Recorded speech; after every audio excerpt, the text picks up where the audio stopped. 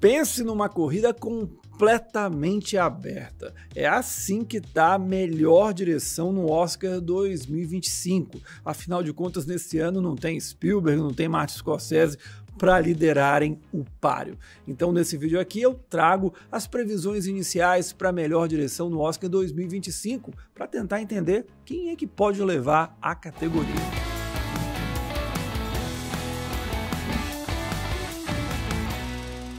8 nomes estão bem atrás na disputa de melhor direção. Eu começo justamente por aqueles que já têm um conhecimento da categoria. O Robert Zemeckis concorreu uma única vez na categoria e já saiu com a estatueta por Forrest Gump. O diretor agora chega com uma ambiciosa proposta de Here, um drama ambientado em um único lugar, que se passa ao longo de diversas épocas da humanidade, mostrando todos que lá passaram. Sem a exibição do filme até o momento, a presença dele é mais do que incerta. Na grandiosa lista de melhor direção do Oscar 2020, o Todd Phillips era o patinho feio da turma. Se ele já pôde agradecer aos céus por aparecer ali, agora somente um milagre improvável para chegar por Coringa 2. Ambição não falta em uma sequência que não tem o menor interesse em agradar aos fãs do original, mas que acaba ficando longe de costurar bem todos os gêneros que aborda. Se em 2024 tivemos a Justine Triet indicada por Anatomia de uma Queda, infelizmente o Oscar 2025 vai dar uns passinhos para trás e não deve ter nenhuma mulher indicada na categoria. A Marielle Heller por Canina foi mal recebida, o filme não bombou com a Amy Adams, que talvez seja a única esperança da produção. Já a Paya Kapadia, que por si só já teria dificuldades imensas com All We Imagine as Light, ainda viu a Índia esnobar o filme, deixá-lo de lado e escolhendo uma outra produção, então complicou demais para ela. Especialista em colocar as suas protagonistas em melhor atriz, o Pablo Larraín não consegue quebrar as demais resistências no Oscar. As cinebiografias focadas nos dramas internos de personagens históricas, como Jacqueline Kennedy, Princesa Diana e agora Maria Callas, fogem do comum do gênero e parecem não agradar tanto a academia e o público em geral. Tudo leva a crer que o chileno será novamente deixado de lado. Da nova leva de diretores de terror do cinema norte-americano, o Robert Eggers é um dos mais queridos pela capacidade da construção visual e sonora da claustrofobia vistas em A Bruxa e O Farol. Agora ele chega com uma nova e ambiciosa versão de Nosferatu. Para chegar ao Oscar, entretanto, ele vai depender demais da repercussão do longa quando estrear nos cinemas no fim do ano. Por Bela Vingança, a Emerald Fennell foi a última diretora estreante a ser indicada na categoria. O Malcolm Washington, filho do Denzel, vai tentar essa proeza com The Piano Lesson, mas até o momento a repercussão do filme da Netflix não foi das mais animadoras, principalmente em relação a ele. A chance mesmo do filme até o momento parece ficar só com a Danielle Deadwyler. O Luca Guadagnino encerra esse time sem chances praticamente de indicação em melhor direção. Queer mandou mal lá em Veneza, não foi muito bem recebido, a tendência é que fique escanteado. A chance talvez fosse Rivais, mas o lançamento muito cedo tá deixando o filme cada vez mais esquecido. Aqui eu acho que não tem muita chance. Talvez atuações há uma possibilidade, mas para o diretor italiano não vai rolar, o que é uma pena, porque muito da construção daquela tensão sexual é dele, se deve à maneira como ele filma, muito próxima aos atores, a própria construção da história, aquele vai e vem que deixa você preso, intrigado para saber o que vai acontecer no final, também tem muito dele ali, e fora a sequência fabulosa do final do filme, daquele jogo de tênis, ali ele já merecia uma indicação só por aquele momento, mas a tendência é que não vai acontecer, ele vai ficar de fora mais uma vez. Chegou a hora então de falar dos candidatos que podem surpreender. Eu começo com a Coralie Farger. Única mulher com alguma chance de ser indicada, a Coralie Farger faz um horror crítico a Hollywood e ao show business como um todo sobre a pressão dos padrões de beleza para as mulheres. Sinto, infelizmente, que o estilo sem concessões de A Substância deve acabar igual a Júlia Ducournau de Titanic, ou seja, sem indicações. Na boa, acho que melhor direção a Farger muito difícil. A chance dela mesmo deve ficar em roteiro, onde, diga-se, ela levou o prêmio em Cannes. Falando ainda de gente que tem mais chance em roteiro do que direção, tem o Jason Reitman. Ele é um cara queridinho em Hollywood, na academia. Vale lembrar que ele foi indicado 2 vezes por Juno e também Amor Sem Escalas. E recentemente ele assumiu o núcleo dos diretores no Board of Governors da academia. Agora ele volta a fazer bons filmes, né? Ele estava devendo já faz um tempinho, com Saturday Night, que fala sobre a criação do maior humorístico da televisão norte-americana. Mas, como eu disse, acho que o filme até foi bastante elogiado, mas a chance mesmo, a possibilidade é em roteiro. Em direção, até por outras opções mais ousadas, acho que ele vai ficar escanteado. O Mike Leigh vai tentar aquela vaguinha britânica que nos últimos anos foi ocupada por nomes como Jonathan Glazer, Martin McDonagh e também o Kenneth Branagh. Em Hard Truths, ele volta aqueles dramas tradicionais, mais intimistas que ele costuma fazer, dessa vez retomando a parceria com Marianne Jean-Baptiste, com quem fez talvez o maior filme da carreira, pelo menos o de maior sucesso de premiação e também de popularidade, que foi Segredos e Mentiras.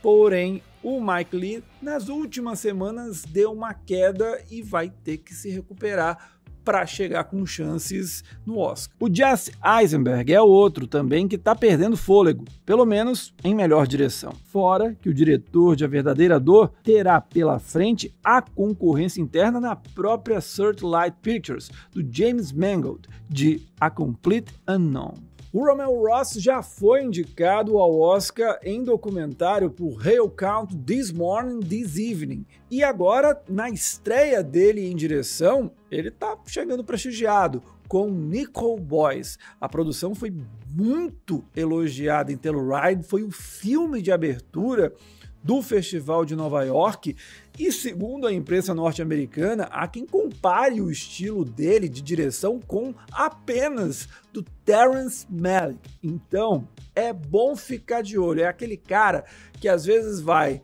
correndo por fora, a gente não enxerga e de repente bica a 5ª vaga do Oscar, como foi, por exemplo, com o Rizuki Hamaguchi. Não duvide, fique atento ao nome dele. O grande feito do Greg Kinnear em Sing Sing é conseguir mesclar muito bem atores profissionais, entre eles o Colman Domingo, com não atores que estão interpretando versões de si mesma no filme da A24. Esse tipo de ousadia, que nem chega a ser tão inovador, afinal, a gente já viu vários filmes sendo feitos dessa maneira, acaba sendo bastante reconhecido pelos seus pares.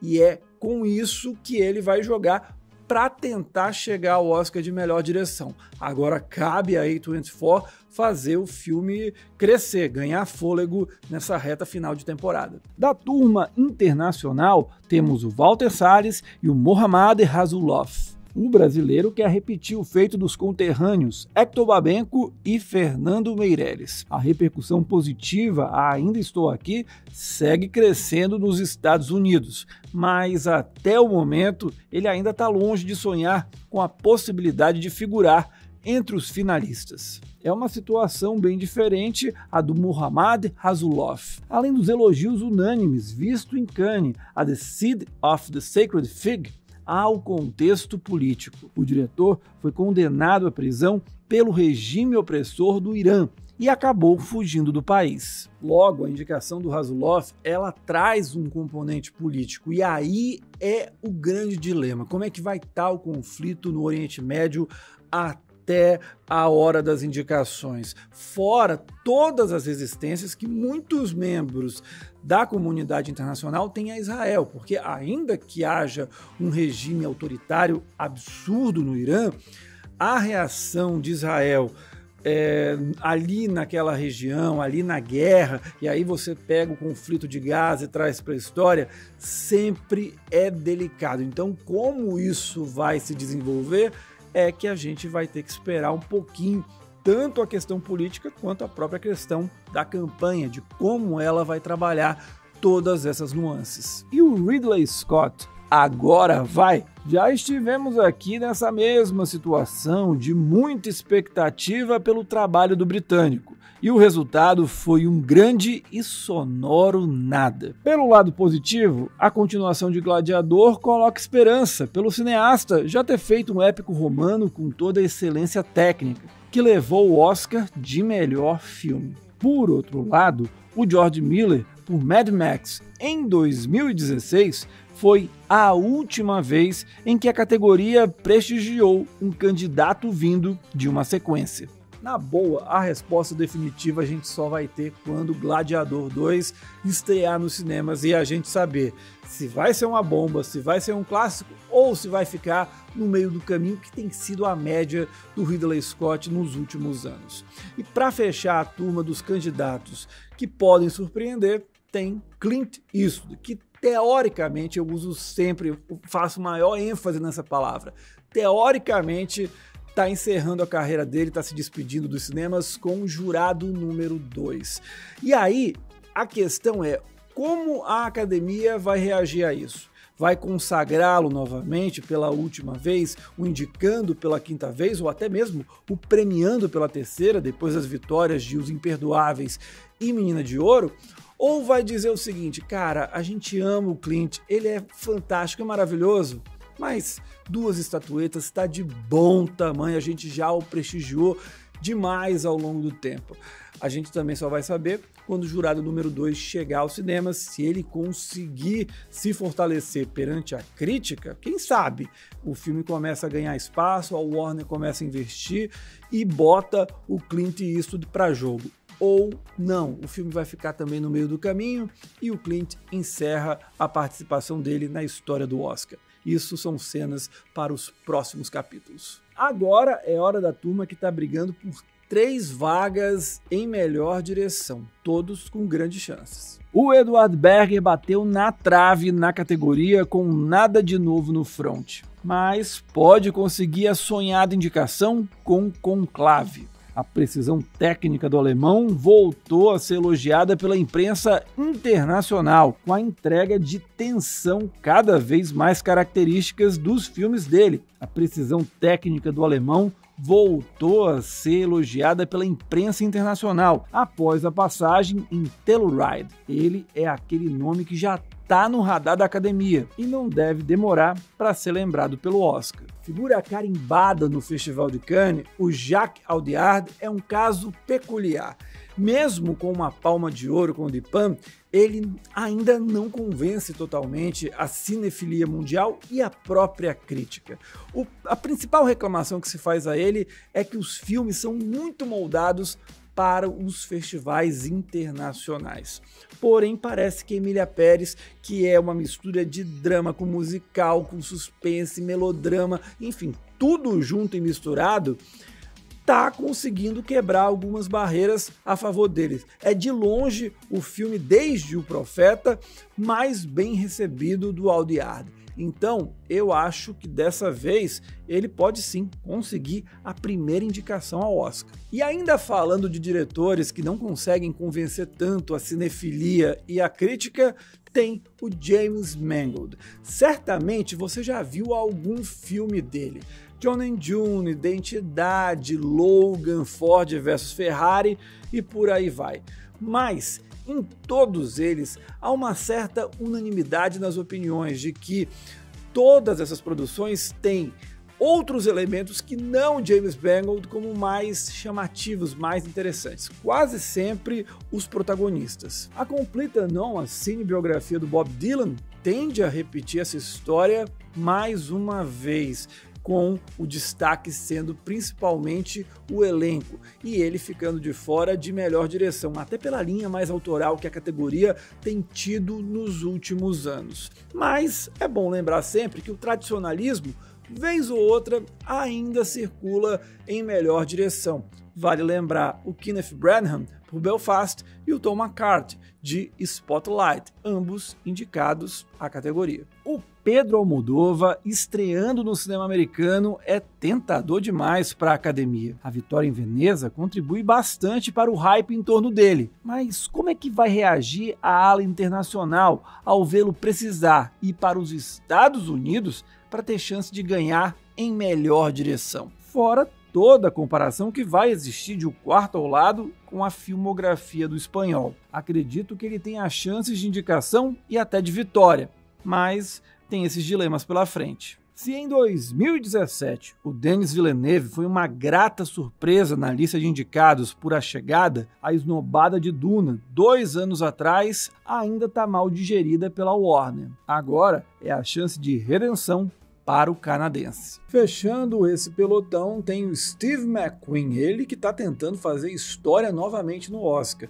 Depois de ter sido o primeiro diretor negro a ter um ganhador de melhor filme, agora chegou a hora dele se tornar o primeiro cineasta negro a levar a melhor direção. Blitz cheira Oscar demais, com uma história emocionante de uma busca do reencontro de um filho com a mãe, aliado tudo isso a uma qualidade técnica invejável, como fica claro no trailer. O problema para o diretor é que, em meio a conflitos tão urgentes no planeta, estaria o mundo disposto a mais um filme sobre a Segunda Guerra Mundial? Isso logo após a consagração de Oppenheimer e do Christopher Nolan?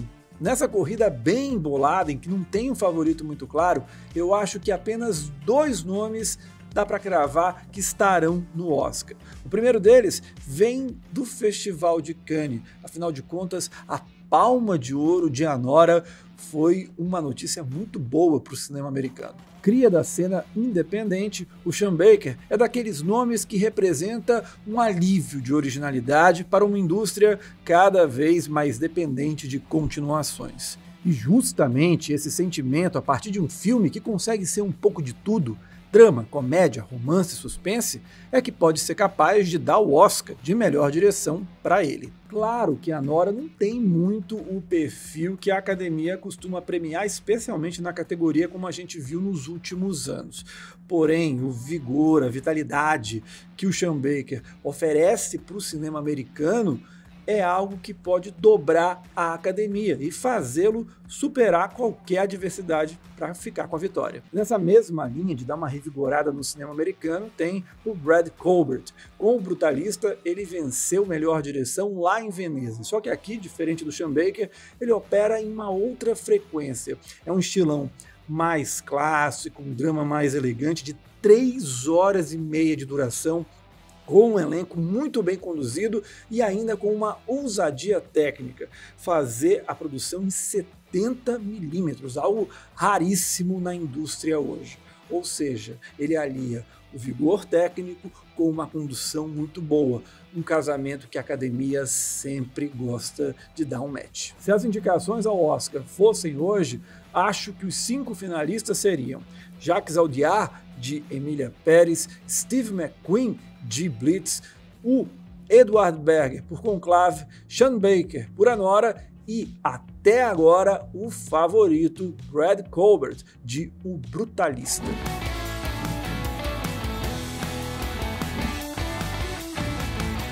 Gostou do vídeo? Então curte, compartilhe, claro, se inscreve e ative as notificações aqui do canal. Segunda-feira eu vou falar sobre melhor filme internacional e a pergunta de milhões: quem mais ameaça o Brasil rumo a essa vitória com Ainda Estou Aqui? Será a França, a Alemanha, algum outro candidato forte?